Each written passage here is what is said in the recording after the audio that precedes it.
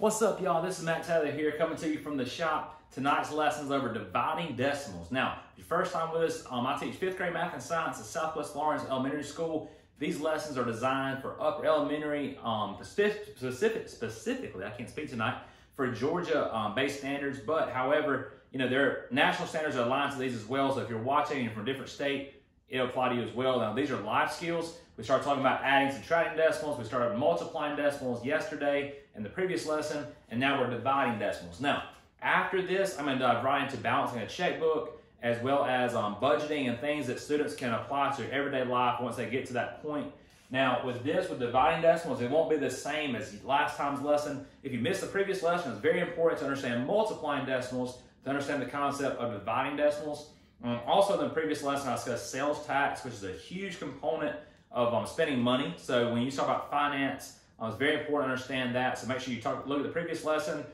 We've been everywhere from geometry to identifying quadrilaterals and classifying those, and triangles, and to numbers base 10 with dividing and multiplying whole numbers and fractions and decimals. So we have a vast array of all kinds of different episodes and series of channels for you to watch on my specific channel. However, also my son and I, Everett, have done several science activities as well. We're going to blow up a balloon tomorrow using 2 components to make a chemical change happen and create carbon dioxide, not using our mouth. That's what we breathe out, but we'll create carbon dioxide with 2 ingredients. Very easy household items you can have fun with at home. So be sure to tune in for that tomorrow. But tonight we're specifically focusing on dividing decimals. But before I do that, every day in our classroom we do 5 statements that give us a boost of enthusiasm. So if you want to say those with me, number 1, I'm amazing. Number 2, I can do anything. Number 3, positivity is a choice. Number 4, I can celebrate my individuality. And number 5, I am prepared to succeed. And tonight, again, we're succeeding with dividing decimals. So here we go. So number 1, I have 2 and 52 hundredths divided by 100. So I've told you before, I like to write my expressions and problems. I like to write them vertical. But for this division problem, I'm going to write it horizontal for a reason. I'm going to show you why. So when you're dividing decimals, when you divide any number, you make it smaller. All right, but if I'm dividing a number by a base 10 number, such as 10, 100, 1,000, 10,000, so forth. So if I divide a number by those base 10 numbers, I can count the zeros. When you count the zeros, that's how many times your decimal place will actually move. So it's very easy to understand. So for example, there's one problem here. When I'm at 2 and 52 hundredths, so let's recap place value. We have ever had thousandths with THS, hundredths, tenths, we move to the ones column. Remember, your decimal says the word and, all right? So 2 and 52 hundredths is what I'm starting with. Now, when I divide by 100, your decimal point is going to move. Now, because I'm making the number smaller, your decimal moves to the left. So watch me. So as I divide, again, I have 1, 2 zeros, so my decimal moves 2 zeros. So again, watch this. 1, 2. Now, as it moves 2 times to a new decimal place, I have a problem. I have an empty spot right here. Now, I tell my students all the time, to hold place value, you have to add a 0 there. So in this problem right here, we're going to add a 0, and my board is kind of broken right here, so be patient with me. There we go. So 0 is in place, but holding that place value for the tenths column, and I put a 0 in front of my decimal. Now remember, even if you have a whole number, the decimal is understood to always be behind the ones place. Always. So remember that. So for example, if I told you 5 divided by 100, you would know that the decimal starts behind the 5. It always starts behind the ones, unless it says so. Like this problem here, it starts behind the ones. But in another problem in a moment, you're going to see that it doesn't. So always look at the first digit. Now, notice that these are basically, when you look at a division problem, you have a dividend, a divisor, and a quotient. Your dividend is always your first number. Your first number always goes inside the house if you were to set it up as a division problem. So another way I could set this problem up would be to say 2 and 52 hundredths divided by 100. And there again, when you do this, your decimal is actually understood to be behind the ones column here. Now, I don't have a decimal in my divisor. All right, it's not visible to us, which means I don't need to do anything with it, which means on problems like this, and you'll see in just a moment, this decimal literally just moves to the top of your house. So it just moves here. As I start dividing, if I were to divide this problem, you'll see that I would arrive at the same quotient as this. This division problem would be crazy long. It would take this whole entire board. But to make it short and sweet, if you have a base 10 number, if you count those zeros, that tells you how many times your decimal is moving. So 2 times 400, moving it to the left because we're getting smaller. So our new quotient, which is right here, again, my board, be patient with me. Now we're going to read this number together. Now remember, I told you before in a previous lesson, when that decimal is separated, you have two individual kingdoms, if you will. You have the whole numbers over here, the decimal or the partial numbers on this side. So when you look at these 4 digits behind the decimal, I have tenths, hundredths, thousandths, and then 10,000ths. To read this number correctly, only look at what this number says. So just this number, it says 252, right? But where are we in when we say 252? What is this digit stop? What place value is that? So when I read that number, I read it as 252, that is 10 thousandths. So my quotient for this would be 252 10 thousandths. And that's how you find the quotient of a division problem using base 10 numbers. Now, speaking of base 10 numbers, let's look at an exponent. If I give you an exponent, it's our second example. Exponents are really easier ways of representing longer numbers. And what I mean by that is, if you look at the second example, I have 34 and 25 hundredths. Excuse my 5 there, got a little crooked on me. Divided by 10 to the third power. Now, when I say 10 to the third power, 10 to the third power is basically just 10 times 10 times 10. This is the base number, then you have an exponent. The base is what you're multiplying this many times by itself. So if I say 10 to the third power, I'm basically saying 10 times 10 times 10. And if you would realize that 10 times 10 times 10, that's 3 zeros. Well, if you think about a number with 3 zeros in it, it's 1,000. So when I look at this actual problem here, I'm basically dividing this number by 1,000, right? Because 1,000 has 3 zeros in it. So basically, it's the same thing. So in our previous problem, we divided by 100, and I moved my decimal 2 times to the left. Well, I'm dividing again, so that decimal point is going to move again to the left, but this time, notice how many zeros I have in 1,000. 1, 2, 3. All right, look at your exponent, 3. This is what I love about dividing by base 10 numbers. All right, 10 has to be your base. That's what I call our base of a 10, and then to a certain exponent. So earlier we divided by 100, which would be represented as 10 to the second power because there are 2 zeros in 100. So 10,000 will be represented by 10 to the fourth power. A common misconception students do is they include this 0 in the base number.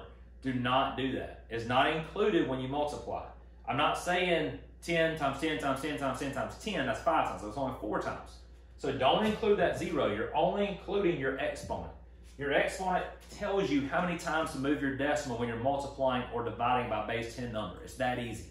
So instead of you having to count the 3 zeros, they give you the 3 zeros in the exponent. All you gotta know is, well, okay, I moved my decimal 3 times to the left. So when I have my decimal here, 1, 2, 3. Again, we have an empty spot. We have to add a 0 in that place, a 0 in front of my decimal. And now my new quotient is 0 and, remember the decimal says and, 0, 3, 4, 2, 5. Now this is a little longer of a decimal, so I'm going to try to help you with the place value parts. Remember, tenths, hundredths, thousandths, 10 thousandths, and then 100 thousandths. So again, only look and see what this number says right there. If I read that number as a whole number, you just tell me, because a lot of students say 0 and, then they freeze up on me. Don't freeze up, because it's that simple. Just look at what that number says. That number alone says 3,425. So all you have to know is 0 and 3,425, and then where do you stop? Where's that last digit? What place value is that last digit in? So again, tenths, hundredths, thousandths, 10 thousandths, 100 thousandths. So I say 3,425 hundred thousandths or 10 thousandths. Remember, make sure you count them correctly. All right, because I've had a student already tell me 10,000 before this problem earlier today. So look, 0 and 3,425, this is 100 thousandths. Because you went tenths, hundredths, thousandths, 10 thousandths, and then 100 thousandths. All right, that's going along, that's a little extending above the 5th grade standard, but that's what I like to do for my kids, to get them prepared for other situations to come in the real world. So we're going to take that above 5th grade, that's okay. So we're going to the 100 thousandths place. So that's our second example. Let's move on to our third example. So here's where we really get into the fun stuff. So look right here, number 3. I have 69 and 63 hundredths divided by 0 and 3/10. For this problem alone, when you don't have a base 10 number, I like to set up the way I mentioned earlier, doing the old standard algorithm or the house or box method. If you don't know the house or box method I'm referring to, I discussed it in a previous lesson when I talked about long division, so check that out. I'll show you that in just a moment. But if I set this up, and I do this in my classroom all the time, I'll set this up using both strategies right here. All right, so there's standard algorithm, and here is the long division, or I'm sorry, the shorter box method that we discussed the other day. Now I'll do it like this. All right, so remember, the box method, make sure you separate your numbers out a lot because you need some space to work. So with this option here, and you'll see why these lines in just a moment, this is the house method, all right, or the box method that's a little shorter. This is going to stop here. The long standard algorithm, it's called long division for a reason, will stretch down the board. You'll see why in a moment. So we start dividing. First off, I cannot have a decimal in my divisor. This is your divisor, this is your dividend. We're getting our quotient on the top. Now, I'm going to erase the top just so I can have some room to write my quotient. Now, the issue is that decimal in my divisor. I don't want it there. Now, what do I do with it? Now, before in a previous lesson, I talked about how fractions are division. And whenever you do to your numerator, you got to do the same thing to your denominator because they're jealous of one another, right? You got to keep them the same, keep them equal. Same situation here. If I move that decimal to get rid of it in my divisor, I have to move it in my dividend. That's a necessity. So again, I'm going to move that decimal one time to the right. Now, if I move it one time to the right in my divisor, I have to do the same in my dividend. So I'm moving it one time to the right. Now, when I do that, and I finish moving that decimal, the last thing you need to do is move it straight to the top of the house. So I move it one time here, and now I'm moving it straight up. So it's going to be right here on top of the house. Same situation over here. If I move it one time in my divisor, one time my dividend, it moves straight to the top of the house, right there behind the 6. All right, so the same on both. So now I'll start dividing them together. So 3 we're going to 6. We know 2 times. 2 times 3 is 6. I'm going to subtract and get 0. Bring down my 9 for standard algorithm. All right, the box method or house method is different. Over here, if you remember, I said divide, multiply, subtract, bring it down. Over here, remember, you divide, multiply, subtract, bring it up. That's the difference. So over here, 3 times 2 is 6. Well, then instead of bringing down this 9, I bring up that 0. I'm going to do it in blue so you can see it. So I bring up that 0 instead. So now we look at 3 going to 9 on both situations. Now, I tell my students in class all the time, I work it out both ways because I have about half my class that do it this way, half that do it this way. So it's a little overwhelming for a student to look at both ways. So I tell students that just look at the way that is your way and you stick with that way. That's the beautiful thing about math is there's so many ways to arrive at the answer, but there's only one correct answer. And that's the most important thing. So here we go. Let's find this quotient. So 2 times 3 is 6. We did that. Now see 3 will go into 9. We're dividing now 3 times. And make sure your digits are aligning inside the house. 3 times 3 I'm multiplying is 9. So I have 0. I'm going to bring down that 6 and place it here. Let's go back on this side. So I have 3, 1, and 9 3 times as well. I'm subtracting and get 0. Bring that 0 up instead of bringing the 6 down over here. So now 3 we're going to 6 again 2 times. 2 times 3 is 6. All right, I'm going to subtract and bring down this final 3 over here. On this side again, we have 2 times 3 is 6. I'm going to bring up that 0 for my final division problem. Then we're going to divide one last time. 3 going to 3 one time. And 1 times 3 is 3 with no remainder left over. On this side, 3 going to 3 one time. 1 times 3 is 3 with no remainder left over. So if you see the difference in the shorter house or box method versus standard algorithm, again, the only difference, you're bringing numbers up, you're bringing the number down. There's no difference other than that. Now, you get the same quotient, 232 and 1/10. Now, what I like to tell students to do is look at this new problem. When you move your decimal, you're basically dividing 3 into 696 and 3/10. All right? So look at your quotient. It's 232. If I were to estimate, is 200 times 3 600? Is it close to 600? It is 600. But is it close to 696? You would tell me yes, because it's 600. So you can estimate the check. Another way to check this problem would be inverse operations using multiplication. I can multiply 232 and 1/10 times my divisor here of 3, and it should give me a product of 696 and 3/10. So again, that's using inverse operations to check against each other. So if you divide, you can multiply the check, and if you multiply, you can divide the check. Same way with addition and subtraction. If I add, I can subtract the check, and if I subtract, I can add the check. So that kind of gives the ball rolling and gives you opportunities to make sure you can check your own work in a different way. Now, those are 2 examples of that problem. So again, you move your decimal one time. Whenever I do my divisor, I do the same thing in my dividend. Let's look at our final problem of today. Now, the final problem, I have to move my decimal more than one time. All right, sometimes this happens, and sometimes we have to be very careful to make sure to do it the same in both of our problems, both our dividend and our divisor. So here's a misconception or a problem that I've seen a lot of times in class. So I'm going to set this up. Same situation again. All right, 200. Oh, sorry. That's my board's kind of. Bear with me. 225 and 75 hundredths.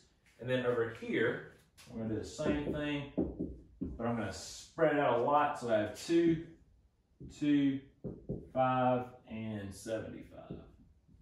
All right, and don't stress the gap right there. It'll be okay. All right, I'm gonna try to write big, but I'm kind of get a little messy beside the shot sign. That's okay. So here we go.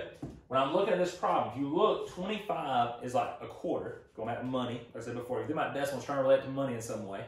Now, as you do this, you see there are 2 decimal places in my divisor, and we cannot allow that to happen.